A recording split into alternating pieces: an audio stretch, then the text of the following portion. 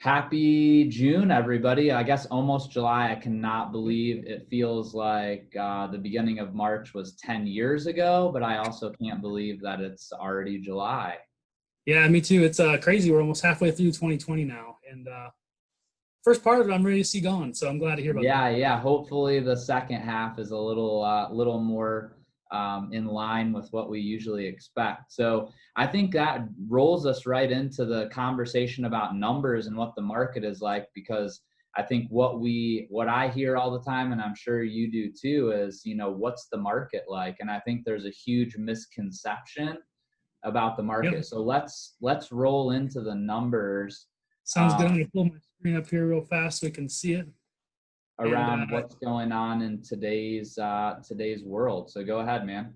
so yeah, this is a chart of statistics looking at the entire Columbus MLS. And so looking at that, you've got three different things, but the most important thing to look at really is the current versus previous year to date, which is over here on the right column.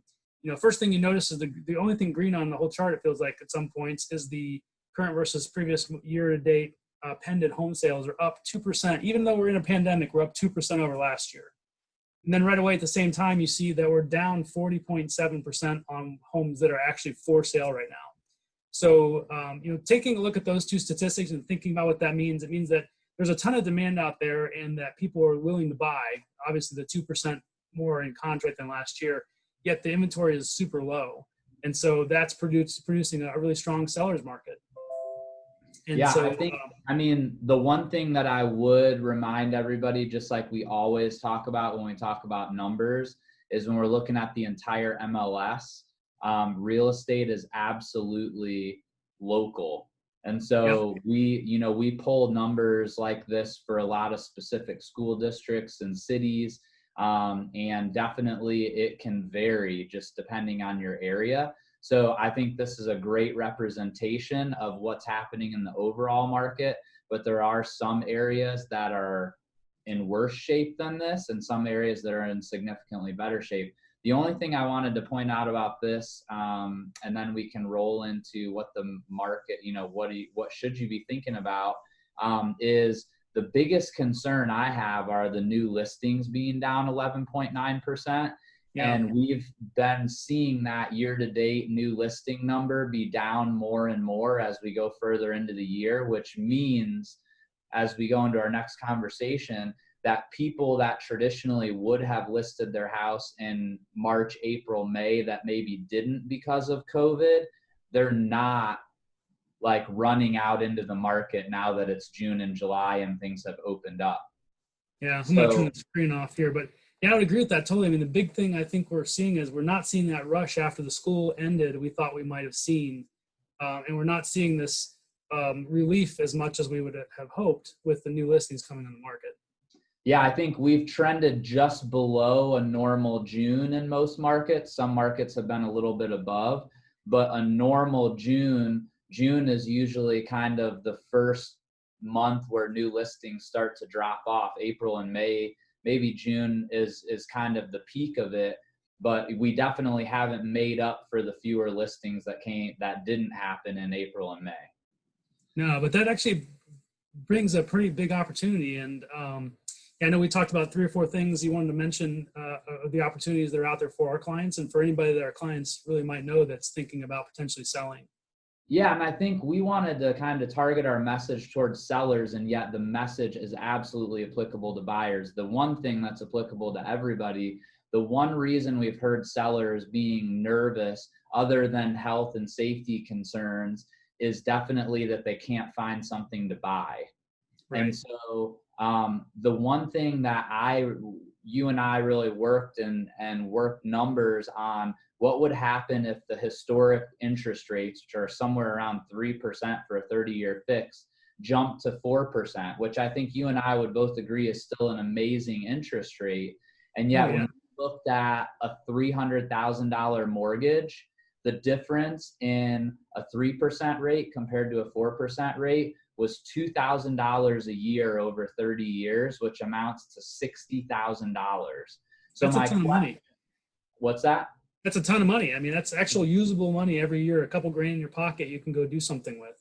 Absolutely. And so my question to those people that are maybe on the fence or thinking about it is waiting one more year worth 60 grand to you. And hopefully the answer is no.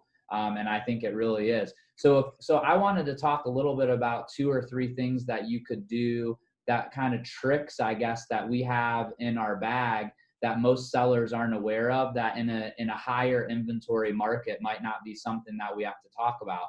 The first thing is a suitable housing contingency, which basically gives the seller the ability to put their house on the market as they always would, go into contract with a buyer, but have a period of time, whether it's 15 days, 30 days, or 60 days, where if the seller can't find what they're looking for to buy, they're actually able to cancel the contract with no consequences.